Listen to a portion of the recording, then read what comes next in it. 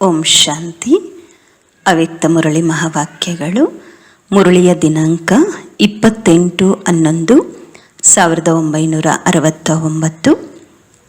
ಬಾಬಾ ತಿಳಿಸುತ್ತಾರೆ, ಲೌಕಿಕ ಕೋ ಅಲೌಕಿಕ ಮೇ ಪರಿವರ್ತನ್ ಕರ್ನೆ ಕಿ ಯುಕ್ತಿಯ.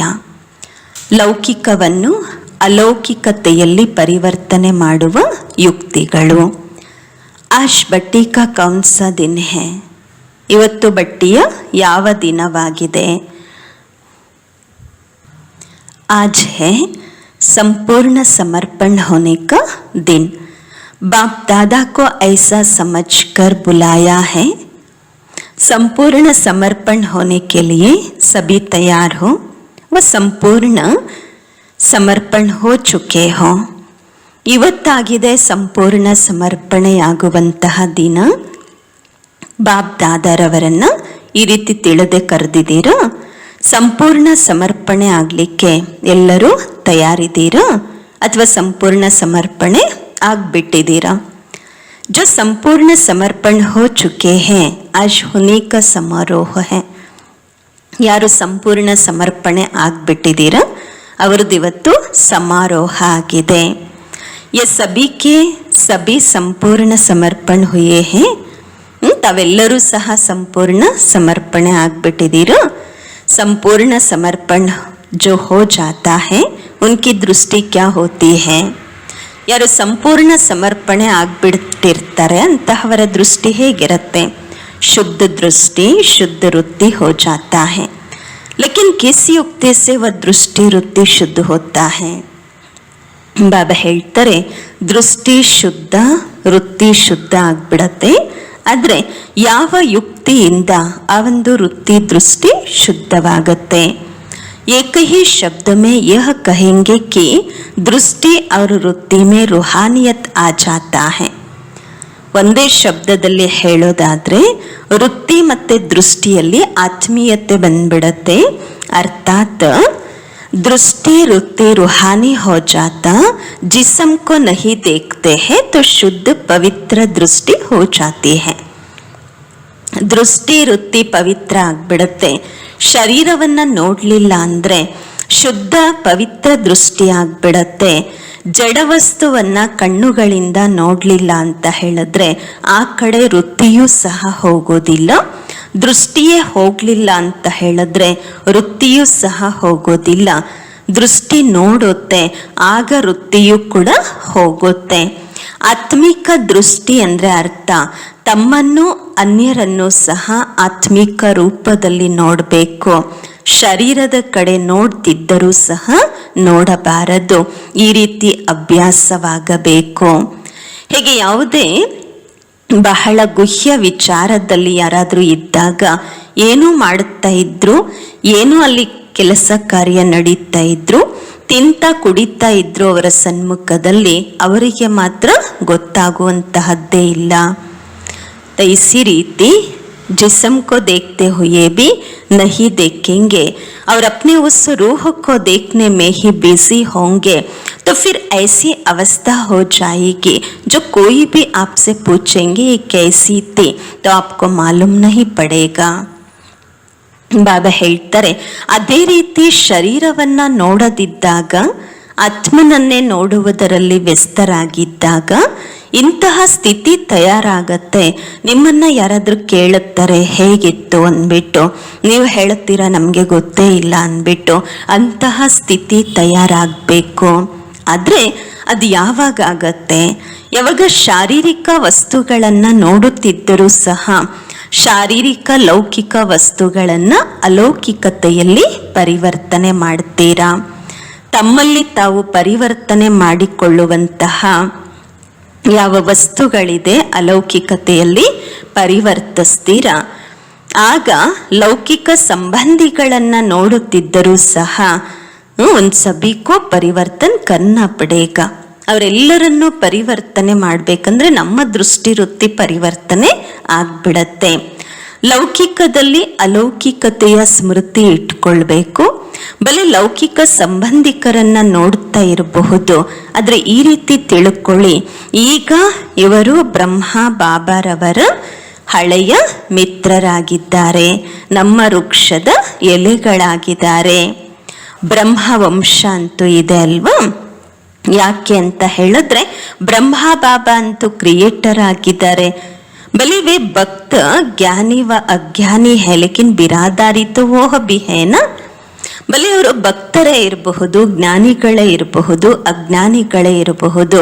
ಆದರೆ ಹಳೆಯ ಮನೆತನದವರೇ ಅಲ್ವಾ, ವೃಕ್ಷದಲ್ಲೇ ಬರುವಂತಹವರು ಅಲ್ವಾ. ಮಾನವ ವೃಕ್ಷದಲ್ಲಿ ಲೌಕಿಕ ಸಂಬಂಧಿಕರು ಸಹ ಬ್ರಹ್ಮವಂಶೀಯರೇ ಆಗಿದ್ದಾರೆ. ಆದರೆ ಅವರು ಸಮೀಪ ಸಂಬಂಧಿಕರಿರಬಹುದು, ಇನ್ನು ಕೆಲವರು ದೂರದ ಸಂಬಂಧಿಕರಿರಬಹುದು. इसी को रीति कोई भी लौकिक चीज देखते हो, दफ्तर में काम करते हो, बिजनेस करते हो, खाना खाते हो, देखते हो, बोलते हो, लेकिन एक एक लौकिक बात में अलौकिकता हो. ಬಾಬಾ ಹೇಳ್ತಾರೆ, ಅದೇ ರೂಪದಲ್ಲಿ ಯಾವುದೇ ಲೌಕಿಕ ವಸ್ತುಗಳನ್ನು ನೋಡ್ತೀರಾ, ವ್ಯಾಪಾರದಲ್ಲೇ ಹೋಗ್ತೀರಾ, ಆಫೀಸಲ್ಲೇ ಹೋಗ್ತೀರಾ, ಬಿಸ್ನೆಸ್ಸೇ ಮಾಡ್ತೀರಾ, ತಿನ್ನೋದು ಕುಡಿಯೋದು ಮಾಡ್ತೀರಾ, ನೋಡ್ತೀರಾ, ಮಾತನಾಡ್ತೀರಾ, ಒಂದೊಂದು ಲೌಕಿಕ ಮಾತಿನಲ್ಲಿ ಅಲೌಕಿಕತೆ ಇರಬೇಕು. ಈ ಶರೀರದ ಕಾರ್ಯಕ್ಕೋಸ್ಕರ ಬಲೆ ನಡೀತಾ ಇದ್ದೀರಾ, ಜೊತೆ ಜೊತೆಯಲ್ಲಿ ತಿಳ್ಕೊಳ್ಳಿ, ಈ ಶಾರೀರಿಕ ಹೆಜ್ಜೆಯ ಮೂಲಕ ಲೌಕಿಕ ಕಾರ್ಯದಲ್ಲಿ ಹೋಗ್ತಾ ಇದ್ದೀನಿ, ಅದರ ಬುದ್ಧಿಯ ಮೂಲಕ ತನ್ನ ಅಲೌಕಿಕ ದೇಶದ ಕಲ್ಯಾಣದ ಕಾರ್ಯಕ್ಕೋಸ್ಕರ ಹೋಗ್ತಾ ಇದ್ದೀನಿ. पाव यहाँ चल रहे हैं लेकिन बुद्धि याद की यात्रा में है. ಕಾಲು ಇಲ್ಲಿ ನಡೀತಾ ಇದೆ, ಅದರ ಬುದ್ಧಿ ನೆನಪಿನಲ್ಲಿ, ಬಾಬಾರವರ ನೆನಪಿನಲ್ಲಿದೆ. ಶರೀರಕ್ಕೆ ಊಟ ಕೊಡ್ತಾ ಇರ್ತೀರಾ, ಆದರೆ ಆತ್ಮನಿಗೆ ಮತ್ತೆ ನೆನಪಿನ ಊಟವನ್ನ ತಿನ್ನಿಸಿ. ಯಾವಾಗ ಊಟ ಮಾಡ್ತೀರಾ ಆಗ ನೆನಪಿನ ಊಟ ಆತ್ಮನಿಗೆ ತಿನ್ನಿಸಿ. ನೆನಪು, ಬಾಬಾರವರ ನೆನಪೇ ಆತ್ಮನಿಗೆ ಊಟವಾಗಿದೆ. ಯಾವ ಸಮಯದಲ್ಲಿ ಶರೀರಕ್ಕೆ ಊಟ ಕೊಡ್ತೀರಾ ಹಾಗೆ ಶರೀರದ ಜೊತೆಯಲ್ಲಿ ಆತ್ಮನಿಗೂ ಶಕ್ತಿಯ ನೆನಪಿನ ಬಲವನ್ನ ಕೊಡಬೇಕು. ನಿಮ್ಮನ್ನು ನೀವು ಪರಿವರ್ತನೆಯಲ್ಲಿ ತರಲು ಏನ್ ಮಾಡಬೇಕು? ಪ್ರತಿಯೊಂದು ವಸ್ತುವನ್ನು ಲೌಕಿಕದಿಂದ ಅಲೌಕಿಕತೆಯಲ್ಲಿ ಪರಿವರ್ತನೆ ಮಾಡಬೇಕು. ಅದರಿಂದ ಎಲ್ಲರಿಗೂ ಗೊತ್ತಾಗಬೇಕು ಇವರು ವಿಶೇಷ ಅಲೌಕಿಕ ಆತ್ಮ ಇದ್ದಾರೆ ಎಂದು.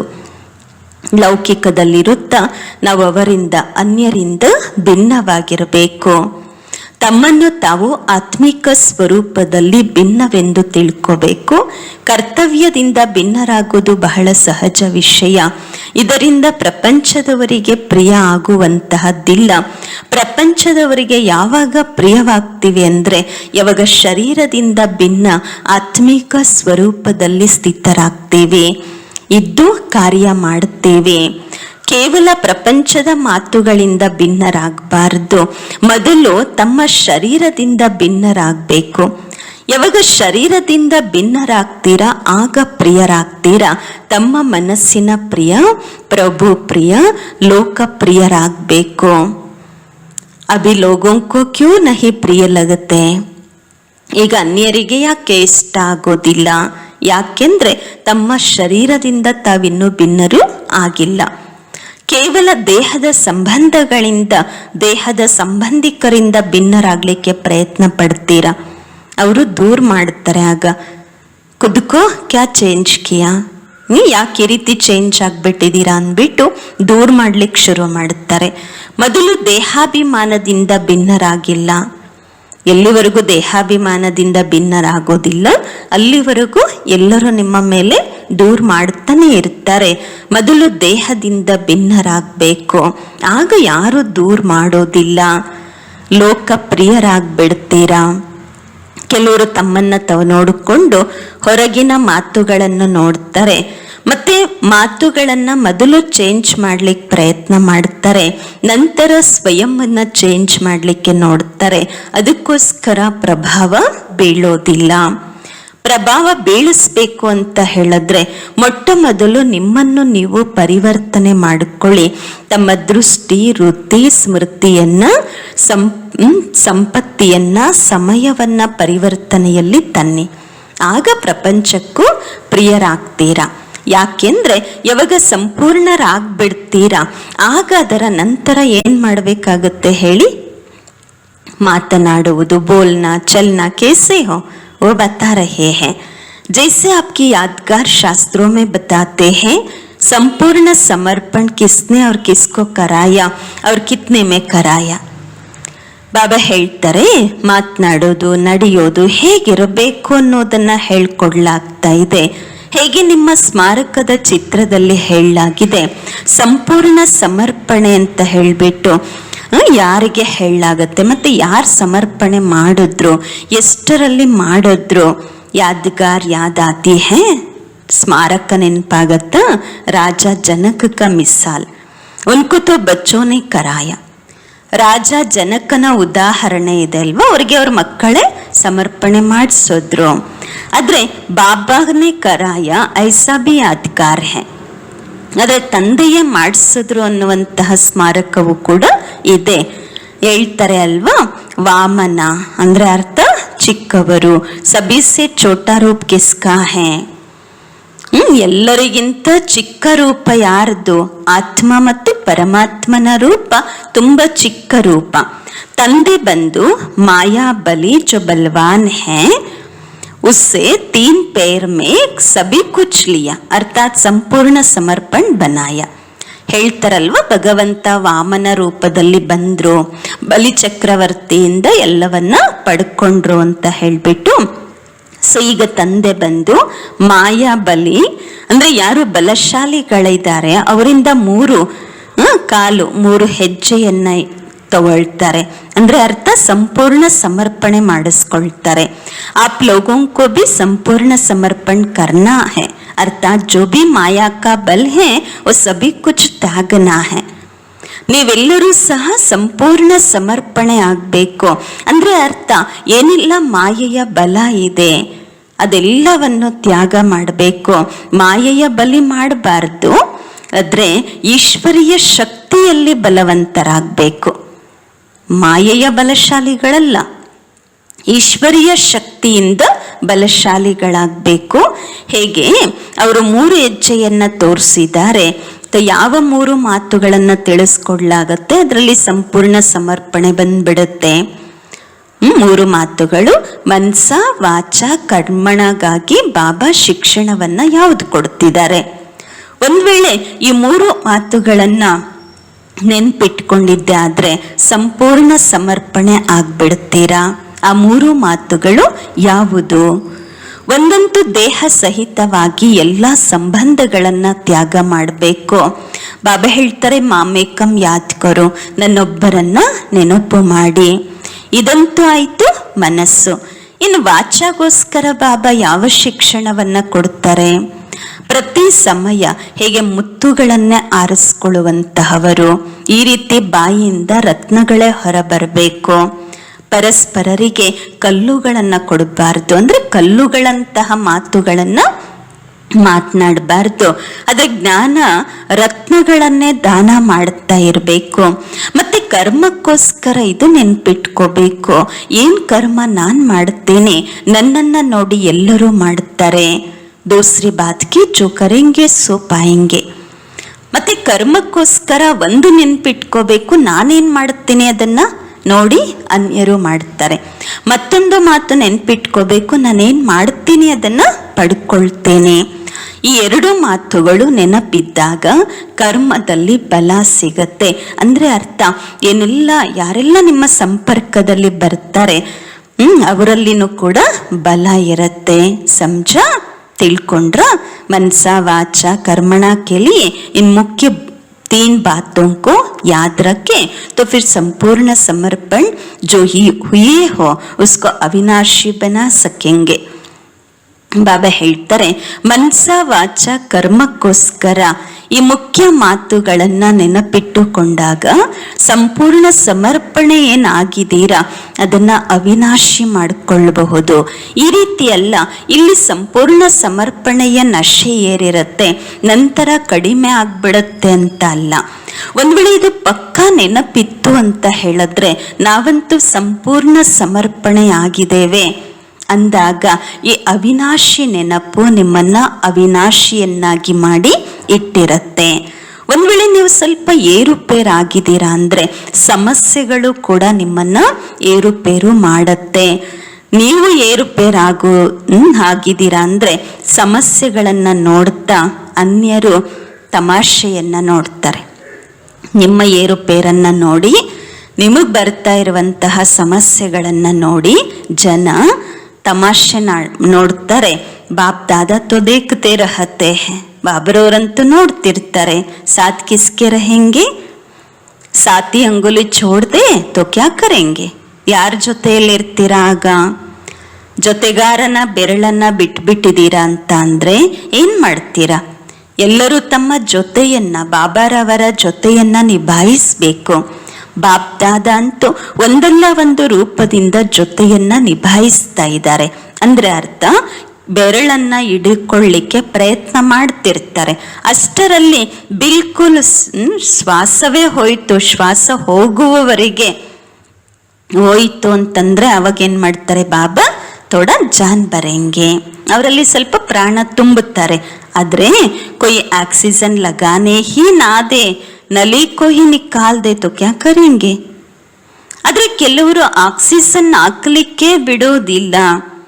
ಆ ಒಂದು ಪೈಪ್ ಏನಿರುತ್ತೆ ಅದನ್ನೇ ತೆಗೆದು ಬಿಟ್ರು ಅಂತ ಹೇಳಿದ್ರೆ, ಇಂಜೆಕ್ಷನ್ ಏನ್ ಹಾಕಿರ್ತಾರೆ, ಆಕ್ಸಿಜನ್ ಆಗಿರ್ಲಿ, ಡ್ರಿಪ್ಸ್ ಹಾಕಿರ್ತಾರೆ, ಅದನ್ನೇ ಕಿತ್ತು ಬಿಸಾಕ್ಬಿಟ್ರೆ ಏನ್ ಮಾಡೋದು? ಒಂದ್ ವೇಳೆ ಬಾಬರವರ ಸಹಯೋಗ ಬೇಕು ಅನ್ನೋದಾದ್ರೆ ವಾಸ್ತವದಲ್ಲಿ ಅನ್ಯರಿಂದ ಸಹಯೋಗ ಬೇಡುವ ವಸ್ತು ಅಲ್ಲ ಅದು. ಬಾಬರವರಿಂದಲೂ ಕೂಡ ಸಹಯೋಗ ಬೇಡುವ ವಸ್ತು ಅಲ್ಲ. ಸಹಯೋಗ ಸ್ನೇಹಗಳಿಗೆ ಸ್ವತಃವಾಗಿ ಪ್ರಾಪ್ತಿಯಾಗತ್ತೆ. ಸೊ ಕೇವಲ ಸ್ನೇಹವನ್ನ ನಿಭಾಯಿಸಬೇಕೇ ಹೊರತು ಸಹಯೋಗವನ್ನ ಬೇಡುವುದಲ್ಲ. ನೀವು ಬಾಬ್ದಾದರವರಿಗೆ ಸ್ನೇಹಿಗಳಾಗಿದ್ದೀರಾ ಅಂದ್ರೆ ಸಹಯೋಗ ಸ್ವತಃವಾಗಿ ಪ್ರಾಪ್ತಿಯಾಗತ್ತೆ, ಬೇಡುವ ಅವಶ್ಯಕತೆ ಇಲ್ಲ. ಅರ್ಧ ಕಲ್ಪ ಬೇಡ್ತಾ ಬಂದಿದ್ದೀರಾ ಭಕ್ತರ ರೂಪದಲ್ಲಿ. ಈಗ ಮಕ್ಕಳಾಗಿಯೂ ಸಹ ಬೇಡ್ತಾನೆ ಇದ್ದೀರಾ ಅಂದ್ರೆ ಬಾಕಿ ಏನ್ ವ್ಯತ್ಯಾಸ ಆಯಿತು ಭಕ್ತರು ಮತ್ತು ಮಕ್ಕಳಲ್ಲಿ? ಆದ್ರೆ ಕಾರಣ ಏನು ಅಂದ್ರೆ ಅಜ್ಞಾನಿಗಳಾಗಿ ಸಹಯೋಗವನ್ನ ಬೇಡ್ತೀರಾ ಅಲ್ವಾ, ಚೆನ್ನಾಗಿರಲ್ಲ ಅಂತಾರೆ ಬಾಬರವರು. ಜ್ಞಾನಿ ಮಕ್ಕಳಾಗಿ ಅಜ್ಞಾನಿಗಳಾಗಿ ಬಿಡ್ತಿರಲ್ವಾ ಬೇಡುವವರ ರೀತಿ. ಅಧಿಕಾರಿಗಳಾಗಿ ಅಧಿಕಾರಿ ಸಮझो ಫಿರ್ ಮಾಂಗನೆ ಕಿ ಅವಶ್ಯಕತೆ ನಹಿ. ನಿಮ್ಮನ್ನ ನೀವು ಅಧಿಕಾರಿ ಅಂತ ತಿಳ್ಕೊಳ್ಳಿ, ಆಗ ಬೇಡುವ ಅವಶ್ಯಕತೆ ಇರೋದಿಲ್ಲ. ಕಳೆದಿದ್ದು ಕಳೆದೋಯ್ತು, ಏನ್ ಕಳೆದೋಯ್ತು ಅದರ ಚಿಂತನೆಯನ್ನ ಮಾಡಬೇಡಿ. ಕಳೆದೋಗಿರುವ ಮಾತುಗಳಿಂದ ಶಿಕ್ಷಣವನ್ನ ಪಡೆದು ಮುಂದಕ್ಕೋಸ್ಕರ ಎಚ್ಚರಿಕೆಯಿಂದ ಇರಿ. ಒಂದು ವೇಳೆ ಕಳೆದೋಗಿರುವಂತಹ ಮಾತುಗಳನ್ನ ಯೋಚನೆ ಮಾಡ್ತಾ ಇದ್ದೀರಾ ಅಂತ ಅಂದ್ರೆ ಅದೇನೇ ಒಂದು ದೊಡ್ಡ ಸಮಸ್ಯೆ ಆಗ್ಬಿಡತ್ತೆ. ಸಮಸ್ಯೆಗಳಂತೂ ಬಹಳ ಬರುತ್ತೆ, ಇದು ಒಂದು ಹೊಸ ಸಮಸ್ಯೆ ಆಗ್ಬಿಡತ್ತೆ. ಕಳೆದು ಹೋಗಿರುವಂತಹದ್ದನ್ನ ಪರಿವರ್ತನೆಯಲ್ಲಿ ತರಲಿಕ್ಕೆ, ಬಲ ತುಂಬಿಸ್ಕೊಳ್ಳೋದಕ್ಕೆ ಅದೇ ರೂಪದಿಂದ ಯೋಚನೆ ಮಾಡಿ. ಒಂದ್ ವೇಳೆ ಈ ರೀತಿ ಯೋಚಿಸಿದೀರಾ ಅಂದ್ರೆ ಯಾಕಾಯ್ತು, ಹೇಗಾಯ್ತು, ಹೀಗ್ಯಾಕಾಯ್ತು, ಆ ರೀತಿ ಯೋಚಿಸಿದೀರಾ ಅಂದ್ರೆ ಜಂಪ್ ಮಾಡೋದಾ ಬೇಡವಾ, ಇದೆಲ್ಲ ಕ್ವಶನ್ ಬೇಡ ಅಂತಾರೆ ಬಾಬಾ. ಕ್ವಶನ್ ಮಾರ್ಕ್ಗೆ ಬದಲಾಗಿ ಫುಲ್ ಸ್ಟಾಪ್ ಇಡಿ, ಬಿಂದು ಇಡಿ. ಬಿಂದು ಇಡೋದು ಸಹಜ ಆಗತ್ತೆ ಅಲ್ವಾ. ಕ್ವಶನ್ ಮಾರ್ಕ್ ಅಂತೂ ಯಾರು ಬೇಕು, ಜೋ कोई लिख सके वा नहीं, लेकिन ये क्वेश्चन लगाना सभी को आता है. बिंदी लगाने जाओ तो बिंदु रूप में स्थित हो सकेंगे. ಬಾಬಾ ಹೇಳ್ತಾರೆ ಕ್ವಶನ್ ಮಾರ್ಕ್ ಅಂತೂ ಕೆಲವ್ರು ಬರೀತಾರೆ, ಕೆಲವ್ರು ಬರೆಯಲ್ಲ. ಇಲ್ಲಿ ಕ್ವಶನ್ ಹಾಕೋದು ಎಲ್ಲರಿಗೂ ಬರುತ್ತೆ, ಆದ್ರೆ ಬಿಂದು ಇಟ್ಬೇಡಿ. ಬಿಂದು ರೂಪದಲ್ಲಿ ಸ್ಥಿತರಾಗಬಹುದು. ಆಗ ಮ್ಯೂಸಿಯಂ ಅಥವಾ ಪ್ರದರ್ಶನಿಯಲ್ಲಿ ನೀವು ತಿಳಿಸ್ಕೊಟ್ಟ ನಂತರ ಏನ್ ಹೇಳ್ತೀರಾ? ಮ್ಯೂಸಿಯಂ ಅಥವಾ ಪ್ರದರ್ಶನಿಯ ನಂತರ ಏನ್ ಮಾಡಬೇಕು? ಪರ್ಚಿ ಕೊಡ್ತೀರಾ ಅಲ್ವಾ, ಎಲ್ಲರಿಗೂ ಪ್ಯಾಂಪ್ಲೆಂಟ್ ಕೊಡ್ತೀರಾ ಅಲ್ವಾ. ಬಾಬ್ದಾದ ಇವತ್ತು ಕೇಳುತ್ತಾ ಇದ್ದಾರೆ, ನೀವು ಬಟ್ಟಿಯ ನಂತರ ಏನ್ ಮಾಡ್ತೀರಾ? ಯಜ್ಞದ ಕಾರ್ಯವನ್ನ ಹೇಗೆ ಮುಂದುವರಿಸ್ತೀರಾ? ತಮ್ಮ ಉನ್ನತಿಯ ಸಾಧನ ಏನಾಗಿದೆ? ದೈವಿ ಗುಣಗಳನ್ನ ಧಾರಣೆ ಮಾಡಿಕೊಳ್ಬೇಕು, ಸ್ನೇಹಿಯಾಗಬೇಕು, ಇದಂತೂ ಮಾಡಲೇಬೇಕು. ಆದ್ರೆ ಪ್ರಾಕ್ಟಿಕಲ್ ರೂಪದಲ್ಲಿ ಏನ್ ಕೊಡ್ತೀರಾ, ಏನ್ ಮಾಡ್ತೀರಾ? ಹೇಗೆ ನಿಮ್ಗೆ ಹೇಳಾಯ್ತು, ತಮ್ಮ ಮತ್ತೆ ಬಾಪ್ ದಾದಾರವರ ಪರಿವಾರದ ಸ್ನೇಹಿ ಸಹಯೋಗಿಗಳಾಗ್ತೀವಿ ಅಂತ ಹೇಳಿದ್ರೆ, ಆದ್ರೆ ಅದನ್ನು ಸಹ ಯಾವ ಯಾವ ಮಾತುಗಳಲ್ಲಿ ಆಗ್ಬೇಕು? ಮನ್ಸ ವಾಚ ಕರ್ಮದ ಜೊತೆ ಜೊತೆಯಲ್ಲಿ ತನು ಮನ ಧನ ಮೂರೂ ರೂಪದಿಂದ ನಿಮ್ಮನ್ನ ನೀವು ಚೇಂಜ್ ಮಾಡಿಕೊಳ್ಬೇಕು. ಸಹಯೋಗಿಗಳಾಗಿರಬೇಕು, ಪ್ರಾಮಾಣಿಕಸ್ಥರಾಗಿರಬೇಕು. ಈ ಎರಡು ಮಾತುಗಳು ಯಾವಾಗಿರುತ್ತೆ? ಆಗ ಬಾಪ್ ದಾದಾ ಮತ್ತು ಪರಿವಾರದ ಸ್ನೇಹಿ ಸಹಯೋಗಿಯಾಗಲು ಸಾಧ್ಯವಾಗತ್ತೆ. ಯಾರು ಸಹಯೋಗಿಗಳಾಗಿರ್ತಾರೆ ಅವರಲ್ಲಿ ಏನು ಗುರುತಿರುತ್ತೆ? ಅವರು ಪರಿವಾರ ಮತ್ತು ಬಾಪ್ ದಾದಾರವರ ವಿಚಾರಗಳೇನಿದೆ, ಏನೆಲ್ಲ ಕರ್ಮ ಇದೆ, ಸೇವೆ ಇದೆ, ಅದರಲ್ಲಿ ಪರಸ್ಪರ ಸಮೀಪ ಬರ್ತಾರೆ. एक दो के मत के समीप आते जाएंगे तो फिर मतभेद खत्म हो जाएगा. ಪರಸ್ಪರ ಸಮೀಪ ಬರ್ತಾ ಹೋಗ್ತೀರಾ, ಆಗ मतभेद समाप्ति ಆಗ್ಬಿಡತ್ತೆ. एक तो मददगार और वफादार, उसका तरीका भी बताया. ಒಂದಂತೂ ಸಹಯೋಗಿಗಳಾಗಿರಬೇಕು, ಪ್ರಾಮಾಣಿಕಸ್ಥರಾಗಿರಬೇಕು, ಆ ಒಂದು ವಿಧಾನವನ್ನ ಹೇಳಲಾಯಿತು. ಇನ್ನು ಎರಡನೆಯ ಮಾತು ಇದಾಗಿದೆ, ಏನೆಲ್ಲ ಸಂಪೂರ್ಣ ಸಮರ್ಪಣೆ ಯಾರೆಲ್ಲ ಆಗಿದ್ದೀರಾ, ತಮ್ಮ ತನು ಮನ ಧನ ಸಮಯ ಈ 4 ವಸ್ತುಗಳನ್ನ ಎಲ್ಲಿ ಎಷ್ಟು ಹಾಕ್ತೀರಾ, ಎಲ್ಲಿ ಹಾಕ್ತೀರಾ ಕೇಳ್ತಾರೆ ಬಾಬಾ. ಇದಂತೂ ಅವಶ್ಯಕ. ಪ್ರವೃತ್ತಿ ಮಾರ್ಗದ ಕಡೆ ಗಮನ ಕೊಡಬೇಕು. ಆದ್ರೆ ಈ 4 ವಸ್ತುಗಳನ್ನ ಕೊಡ್ತೀರಾ ಅಲ್ವಾ? तो आपके मन में जजमेंट ठीक है कि हम यथार्थ रीति प्रयोग कर रहे हैं. ಎಲ್ಲಿ ನೀವು ಈ 4 ಹಾಕ್ತೀರಾ? ತನು ಮನ ಧನ ಸಮಯ. ನಿಮ್ಮ ನಿರ್ಣಯ ಶಕ್ತಿ ಚೆನ್ನಾಗಿರಬೇಕು. ಚೆನ್ನಾಗಿದೆಯಾ ಕೇಳ್ತಾರೆ ಬಾಬಾ. ನಾವು ಯಥಾರ್ಥವಾಗಿ 4 ಉಪಯೋಗಿಸ್ತಾ ಇದ್ದೀವ? ಸಂಪೂರ್ಣ ಸಮರ್ಪಣಾ ಆತ್ಮನಿಗೆ ಸತ್ಯವಾಗಿ ತನು ಮನ ಧನ ಸಮಯವನ್ನ ಕೊಡಬೇಕಾಗಿದೆ. ಇಸ್ ಪ್ರಮಾಣ ದೇ ರಹೇ ಹೇ, ಈ ಪ್ರಮಾಣವನ್ನ ಕೊಡ್ತಾ ಇದ್ದೀರಾ. ಬಾಬನ ಕಾರ್ಯದಲ್ಲಿಯೇ ತಮ್ಮ ತನು ಮನ ಧನ ಸಮಯವನ್ನ ತೊಡಗಿಸ್ತಾ ಇರುವ ಪ್ರಮಾಣ ಕೊಡ್ತೀರಾ.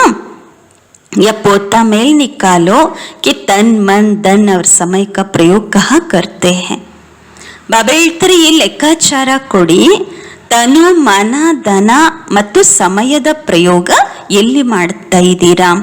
ಜೈಸೆ ಅಪ್ನ घर का पोता मेल रखते हो, वैसे जो संपूर्ण समर्पण हुए हैं उनको यह भी पोता मेल निकालना चाहिए. ಬಾಬಾ ಹೇಳ್ತಾರೆ, ಹೇಗೆ ನಿಮ್ಮ ಮನೆಯ ಲೆಕ್ಕಾಚಾರವನ್ನ ಇಡುತ್ತೀರಾ ಅಲ್ವಾ, ಹಾಗೆಯೇ ಯಾರು ಸಂಪೂರ್ಣ ಸಮರ್ಪಣೆ ಅಂತ ತಿಳ್ಕೊಂಡಿದ್ದೀರಾ, ಈ ಲೆಕ್ಕಾಚಾರವನ್ನು ಇಡಬೇಕು. ತನ್ಬಿ ಕಹ ಅವ್ರ ಕೈಸೆ ಲಗಾಯ, ಶರೀರವನ್ನು ಕೂಡ ಎಲ್ಲಿ ತೊಡಗಿಸಿದ್ವಿ ಮತ್ತು ಹೇಗೆ ತೊಡಗಿಸಿದ್ವಿ ಶಾರ್ಟ್ ಆಗಿ ಬರೀಬೇಕು. ಆದ್ರೆ ಬಾಬಾ ಹೇಳ್ತಾರೆ ಸ್ಪಷ್ಟವಾಗಿ ಬರೀಬೇಕು. ಯಾಕೆಂದ್ರೆ ಡೀಟೇಲು ಬೇಕು, ಆದ್ರೆ ಡೀಟೇಲ್ ಇರುತ್ತೆ, ಸ್ಪಷ್ಟವಾಗಿಲ್ಲ ಅಂದ್ರೂ ಕಷ್ಟನೇ. ಅದಕ್ಕೋಸ್ಕರ ಶಾರ್ಟ್ ಆಗಿ ಬರೀಬೇಕು, ಸ್ಪಷ್ಟವಾಗಿ ಬರೀಬೇಕು. ಎಷ್ಟೆಷ್ಟು ಶಾರ್ಟ್ ಆಗಿ ಮತ್ತು ಸ್ಪಷ್ಟವಾಗಿ ಬರೀಲಿಕ್ಕೆ ಸಾಧ್ಯ ಆಗತ್ತೆ ಅಷ್ಟು ಆಂತರಿಕ ಸ್ಥಿತಿ ಸ್ಪಷ್ಟ ಮತ್ತು ಕ್ಲಿಯರ್ ಆಗಿ ಇರತ್ತೆ. बाबा ಹೇಳ್ತಾರೆ, जितना जितना शार्ट और स्पष्ट लिख सकेंगे उतना आंतरिक स्थिति भी स्पष्ट और क्लियर होगा. संकल्प को शार्ट करेंगे तो समाचार भी शार्ट होगा और पुरुषार्थ की लाइन क्लियर होगी तो समाचार भी स्पष्ट होगा. ಸಂಕಲ್ಪಗಳನ್ನ ಶಾರ್ಟ್ ಮಾಡಿದ್ದೀರಾ ಅಂದ್ರೆ ಸಮಾಚಾರವು ಕೂಡ ಶಾರ್ಟ್ ಆಗತ್ತೆ. ಪುರುಷಾರ್ಥದ ಲೈನ್ ಕ್ಲಿಯರ್ ಆಗಿತ್ತು ಅಂದ್ರೆ ಸಮಾಚಾರಗಳು ಸ್ಪಷ್ಟವಾಗಿರುತ್ತೆ. ಇದರಲ್ಲಿ ಪೂರ್ತಿ ಲೆಕ್ಕಾಚಾರ ಬಂದ್ಬಿಡತ್ತೆ. ಇನ್ನು 3ನೆಯ ಮಾತಾಗಿದೆ, ನೆನ್ಪಿಟ್ಕೊಳ್ಬೇಕಾಗಿರುವಂಥದ್ದು, ಮನ್ಸ ವಾಚ ಕರ್ಮಣ ಏನೆಲ್ಲ ಇಲ್ಲಿವರೆಗೂ ಪುರುಷಾರ್ಥದ ಕಮಿಯ ಕಾರಣದಿಂದಾಗಿ ನಡೆಸ್ತಾ ಬಂದ್ರೆ, ಉಪಯೋಗಿಸ್ತಾ ಬಂದ್ರೆ, ಅದನ್ನ ಬುದ್ಧಿಯಿಂದ ಬಿಲ್ಕುಲ್ ಈಗ ಮರ್ತಬೇಡಿ. ಈಗ ಹೊಸ ಜನ್ಮ ಆಗಿದೆ. ಪುರುಷಾರ್ಥದಲ್ಲಿ ಏನೆಲ್ಲ ಮಾತುಗಳು ಬಲಹೀನ ಮಾತುಗಳಿತ್ತು ಅದೆಲ್ಲವನ್ನ ಇಲ್ಲಿ ಬಿಟ್ಟು ಬಿಡಿ. ಮತ್ತೆ ಪತ್ರಗಳಲ್ಲಿ ಇದು ಬರಬಾರದು, ಹಳೆಯ ಸಂಸ್ಕಾರಗಳ ಕಾರಣ ಈ ರೀತಿ ಆಗ್ಬಿಡ್ತು ಆ ರೀತಿ ಆಗ್ಬಿಡ್ತು ಅಂತ ಬರಿಬೇಡಿ. ಯಾವಾಗ ಸಂಪೂರ್ಣ ಸಮರ್ಪಣೆ ಆಗ್ಬಿಟ್ಟಿದ್ದೀರಾ ಅಂದಾಗ ಯೋಚನೆ ಮಾಡುವಂತಹ ये सोचने की दान दी हुई चीज है. ಈ ರೀತಿ ಯೋಚನೆ ಮಾಡಿ ನಾನು ಬಾಬಾರವರಿಗೆ ದಾನವಾಗಿ ಕೊಟ್ಟು ಬಿಟ್ಟಿದ್ದೀನಿ. जिसको अगर फिर स्वीकार करेंगे तो उसका परिणाम क्या होगा?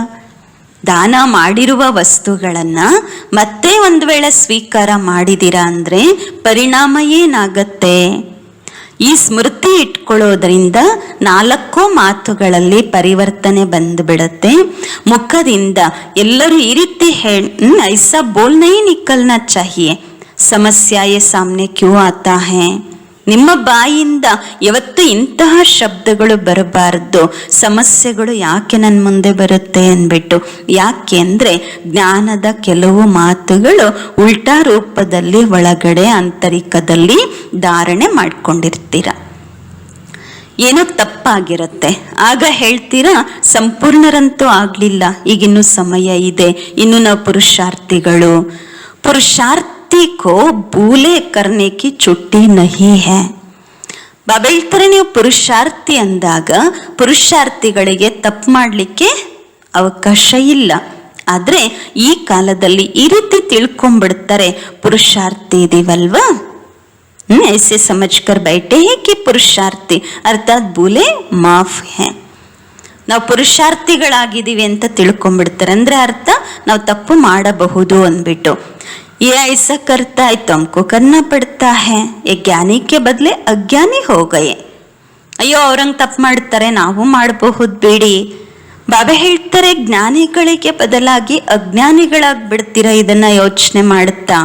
ಯಾದ್ ಕ್ಯಾ ರಖನಾ ಹೈ, ಜೋ ಕರೇಗ ಸೋ ಪಾಯೇಗ.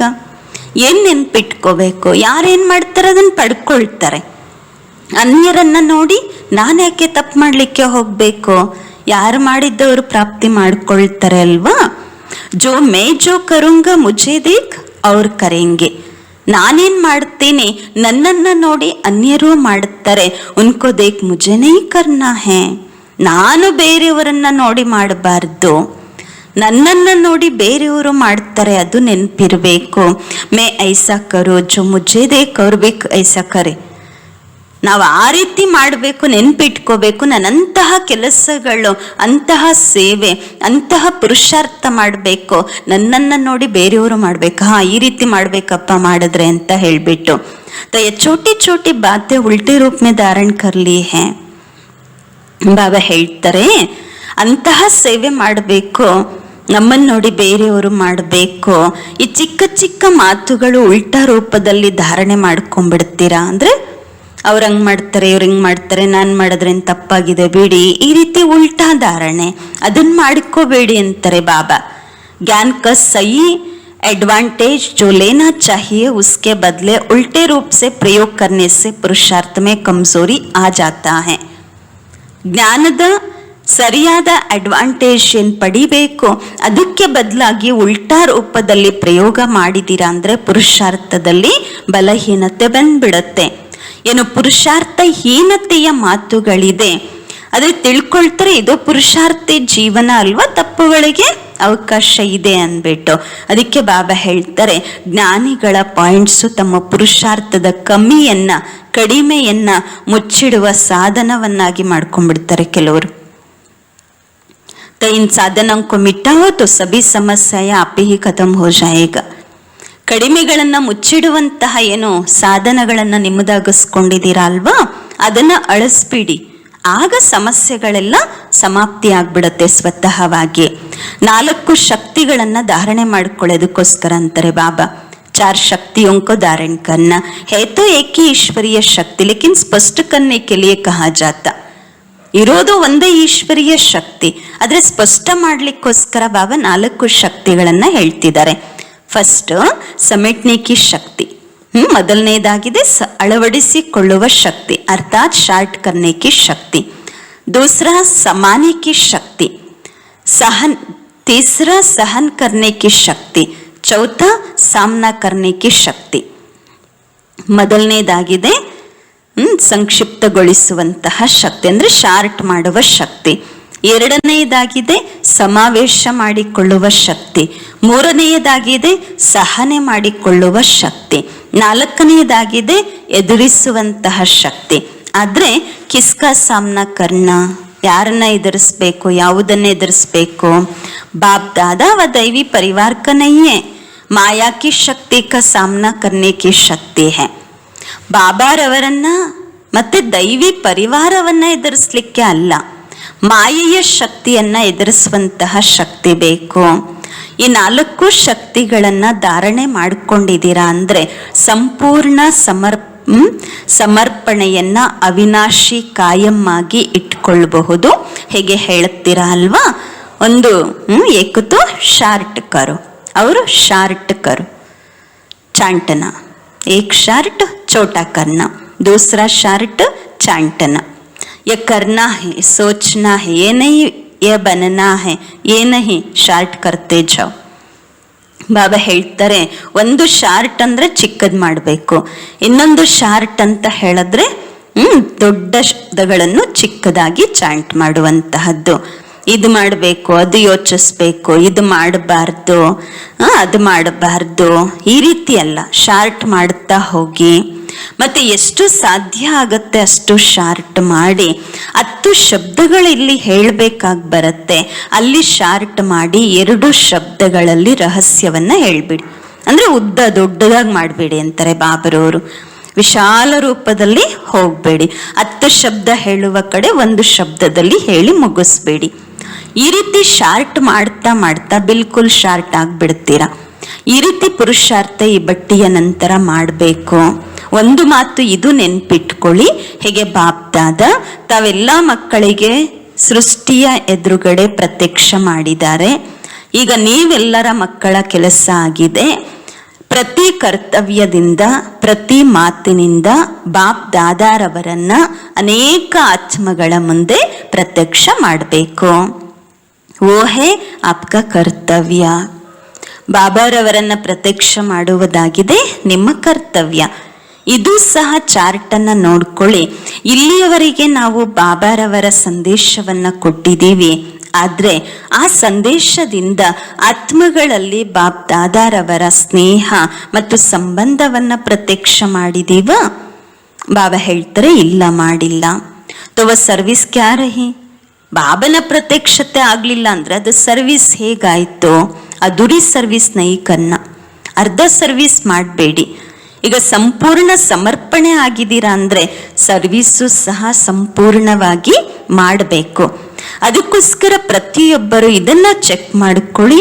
ಇವತ್ತು ನಾನು ಮನಸ ವಾಚ ಕರ್ಮಣ ಎಷ್ಟು ಆತ್ಮಗಳಲ್ಲಿ ಬಾಪ್ ದಾದಾರವರ ಸ್ನೇಹ ಮತ್ತು ಸಂಬಂಧವನ್ನ ಎಲ್ಲಿಯವರೆಗೆ ಪ್ರತ್ಯಕ್ಷ ಮಾಡಿದ್ದೀನಿ?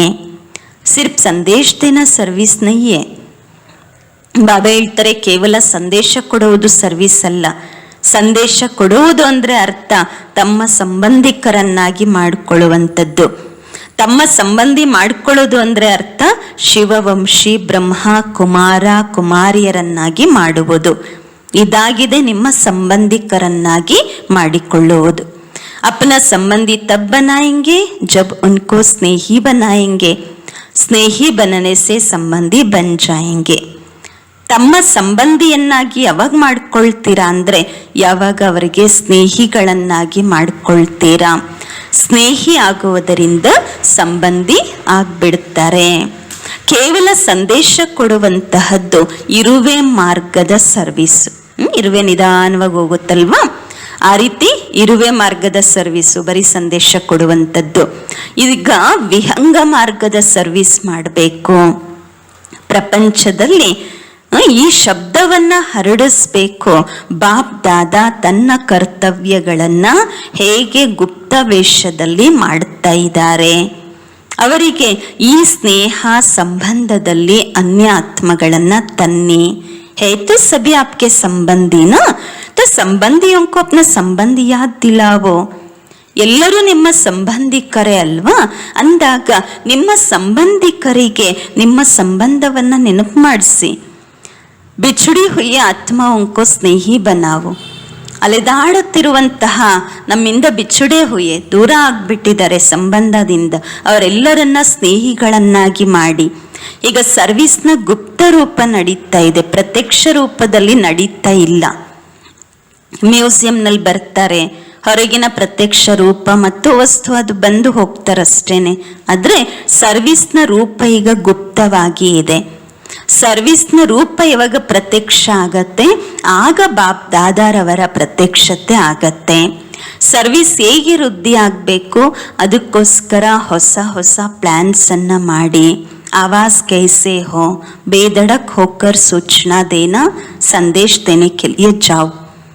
ಬಾಬಾ ಹೇಳ್ತಾರೆ ಹೇಗಿರಬೇಕು ಬಾಬನ ಪ್ರತ್ಯಕ್ಷ ಮಾಡುವ ಕೆಲಸ ಅಂದರೆ, ನಿರ್ಭಯವಾಗಿ ಹೋಗಿ ಸಂದೇಶ ಕೊಡಿ, ಸೂಚನೆ ಕೊಡಲಿಕ್ಕೆ ಹೋಗಿ, ಆಚೆ ಪ್ರದರ್ಶನಿ ಮಾಡ್ತಾ ಹೋಗಿ. ಆದರೆ ನಂತರ ಯಾರಿಗೂ ನೀವು ಹೇಳ್ತೀರ ಅಲ್ವಾ, ಅದನ್ನು ನೀವು ಮಾಡಿ. ಏನು ಹೇಳ್ತೀರ ಅನ್ಯರಿಗೆ ಅದನ್ನು ನೀವು ಮಾಡಿ. ಪರಸ್ಪರದಲ್ಲಿ ಎಲ್ಲರೂ ಸೇರಿ ಯೋಚಿಸಿರಿ.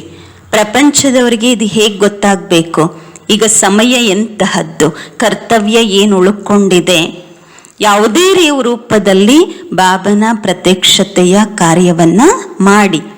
पेपर द्वारा सर्विस होना चाहिए, वो ही नहीं है. एक संगठन के रूप में एक दो को समझ सहयोगी बन बेहद की सर्विस में बेहद का रूप लाना.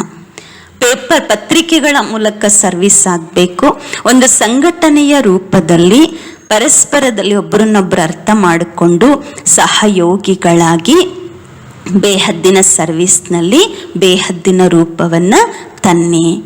ಈ ಗ್ರೂಪ್ನಲ್ಲಿ ಎಮರ್ಜ್ ರೂಪದಲ್ಲಿ ಎಲ್ಲರಿಗೂ ಈ ಉಮಂಗ ಇದೆ.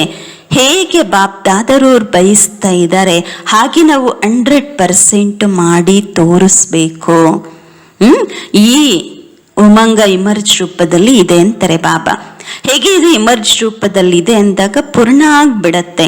ಎಲ್ಲರಿಗೂ ಮನಸ್ಸಿನಲ್ಲಿ ಏನಿದೆ, ಟೋಟಲಿ ಲೌಕಿಕ ಕಾರ್ಯದಿಂದ ಎಲ್ಲರೂ ಸರೆಂಡರ್ ಆಗ್ಬಿಡಬೇಕು ಅಂತ ಇದೆ ಎಲ್ಲರಿಗೂ ಆಸೆ. ಆ ದಿನಾನೂ ಕೂಡ ಸಮೀಪ ಇದೆ ಅಂತಾರೆ ಬಾಬರವರು. ಆದರೆ ಅದು ಯಾವಾಗ ಆಗತ್ತೆ, ಯಾವಾಗ ಮನಸ್ಸಿನಿಂದ ನೀವು ಸರೆಂಡರ್ ಆಗ್ತೀರಾ, ಆಗ ಏನು ಇಚ್ಛೆ ಇದೆ ನಾವು ಸಮರ್ಪಿತ ಆಗಬೇಕು ಅಂತ ಅದು ಪೂರ್ಣ ಆಗತ್ತೆ. ಮತ್ತೆ ಲೌಕಿಕ ಕಾರ್ಯದಿಂದ ಸರೆಂಡರ್ ಆಗೋದ್ರಲ್ಲಿ ಮನಸ್ಸಿನಿಂದ ಸಮರ್ಪಿತ ಆದಾಗ ಲೌಕಿಕ ಕಾರ್ಯದಿಂದಲೂ ಕೂಡ ಸಮರ್ಪಿತ ಆಗೋದ್ರಲ್ಲಿ ನಿಧಾನ ಆಗೋದಿಲ್ಲ. ಈ ಸಲ ಮನಸ್ಸಿನಿಂದ ಸರೆಂಡರ್ ಆಗಿಬಿಡಿ. ಅದರ ರಿಸಲ್ಟ್ ಚೆನ್ನಾಗಿದೆ ಅಂತ ಹೇಳಿದಾಗ ಅದರ ಅನುಸಾರವಾಗಿ ನಂಬರ್ ಕೊಡಲಾಗತ್ತೆ. ಬಟ್ಟಿಯ ಪ್ರೋಗ್ರಾಮ್ ಬಲ ಇಲ್ಲದಿರಬಹುದು, ಆದರೆ ಮಧುಬನ ಇರೋದೇ ಬಟ್ಟಿಗಾಗಿ ಅಲ್ವಾ. ಬಟ್ಟಿ ಮಧುಬನದಲ್ಲಿ ಹೋದ್ರೇ ಬಟ್ಟಿ ಆಗ್ಬಿಡತ್ತೆ.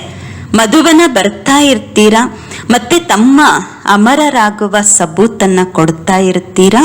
ಸಬೀಸೆ ಬಡ ಸರೆಂಡರ್ ಹೋನಾ ಹೇ ಸಂಕಲ್ಪೋಮೆ. ಎಲ್ಲದಕ್ಕಿಂತ ದೊಡ್ಡವದಾಗಿ ಸಂಕಲ್ಪಗಳಿಂದ ಸಮರ್ಪಣೆ ಆಗಬೇಕಾಗಿದೆ. ಯಾವುದೇ ವ್ಯರ್ಥ ಸಂಕಲ್ಪ ಬರಬಾರ್ದು. ಈ ಸಂಕಲ್ಪಗಳ ಕಾರಣದಿಂದಾಗಿಯೇ ಸಮಯ ಮತ್ತು ಶಕ್ತಿ ವೇಸ್ಟ್ ಆಗಿಬಿಡತ್ತೆ. ಅಂದಾಗ ಸಂಕಲ್ಪಗಳಿಂದಲೂ ಕೂಡ ಸಂಪೂರ್ಣ ಸಮರ್ಪಣೆ ಆಗಬೇಕು. ಮನಸ್ಸಿನ ಉಮಂಗವನ್ನ ಈಗ ಪ್ರಾಕ್ಟಿಕಲಲ್ಲಿ ತರಬೇಕಾಗಿದೆ. ಈ ಸಾಧನಗಳನ್ನು ಅಳಿಸಿದಾಗ, ಅಂದರೆ ಬಲಹೀನರಾಗುವಂತಹ ಸಾಧನಗಳನ್ನು ಅಳಿಸಿದಾಗ ಎಲ್ಲ ಸಮಸ್ಯೆಗಳು ಸ್ವತಃವಾಗಿ ಸಮಾಪ್ತಿಯಾಗತ್ತೆ. 4 ಶಕ್ತಿಗಳನ್ನು ಧಾರಣೆ ಮಾಡ್ಕೋಬೇಕು. ಒಂದಾಗಿದೆ ಈಶ್ವರೀಯ ಶಕ್ತಿನೇ ಇರಬಹುದು, ಒಂದೇ ಶಕ್ತಿ. ಆದರೆ ಸ್ಪಷ್ಟ ಮಾಡಲಿಕ್ಕೋಸ್ಕರ ಬಾಬಾ ಹೇಳ್ತಾರೆ ಸಂಕ್ಷಿಪ್ತಗೊಳಿಸುವಂತಹ ಶಕ್ತಿ, ಅಂದರೆ ಶಾರ್ಟ್ ಮಾಡುವ ಶಕ್ತಿ. 2ನೇದು ಸಮಾವೇಶ ಮಾಡಿಕೊಳ್ಳುವ ಶಕ್ತಿ. 3ನೇದು ಸಹನೆ ಮಾಡಿಕೊಳ್ಳುವಂತಹ ಶಕ್ತಿ. 4ನೇದು ಎದುರಿಸುವಂತಹ ಶಕ್ತಿ. ಆದರೆ ಯಾರನ್ನ ಎದುರಿಸ್ಬೇಕು? ಬಾಪ್ ದಾದ ಮತ್ತು ದೈವಿ ಪರಿವಾರವನ್ನ ಅಲ್ಲ, ಮಾಯೆಯ ಶಕ್ತಿಯನ್ನ ಎದುರಿಸುವಂತಹ ಶಕ್ತಿ. ಒಳ್ಳೆಯದು. ಎಲ್ಲ ಬಾಬರವರ ಮಹಾವಾಕ್ಯಗಳನ್ನ, ಲೌಕಿಕವನ್ನ ಹೇಗೆ ಪರಿವರ್ತಿಸ್ಕೊಳ್ಬೇಕು ಅಲೌಕಿಕದಲ್ಲಿ ಅಂತ ಹೇಳಿ ಬಾಬಾ ಏನು ಸ್ಪಷ್ಟ ರೂಪದಲ್ಲಿ ನಮ್ಮೆಲ್ಲರಿಗೂ ತಿಳಿಸಿದ್ದಾರೆ. ಅದನ್ನ ಅಳವಡಿಸ್ಕೊಂಡು ಬಾಬರವರ ಇಚ್ಛೆಯನ್ನ ಪೂರ್ತಿ ಮಾಡುವಂತಹ ಆಶಾ ದೀಪಗಳಾಗಿ ಬೆಳಗೋಣ. ಓಂ ಶಾಂತಿ.